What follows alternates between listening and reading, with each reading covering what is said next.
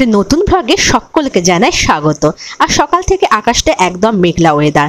মা তাড়াতাড়ি ব্রেকফাস্ট করে বেরিয়ে গেল ডেন্টিস্টের কাছে, কারণ মায়ের যে দাঁত তোলা হয়েছিল সেই দাঁতে সেলাই কাটার দিন হচ্ছে আজকে। বাড়িতে আমি ছিলাম একা।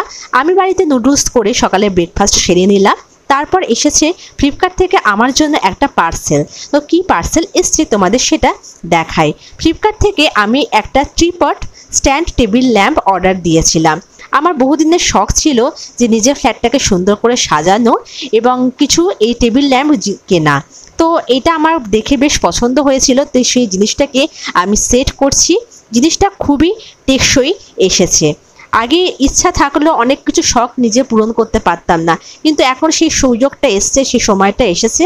তাই টুকটাক জিনিসপত্র পছন্দ হলে সেগুলোকে কিনে নিই।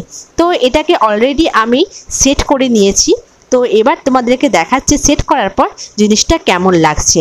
জিনিসটা কিন্তু সত্যি অসাধারণ এসছে। তোমরা বলো কেমন এসেছে।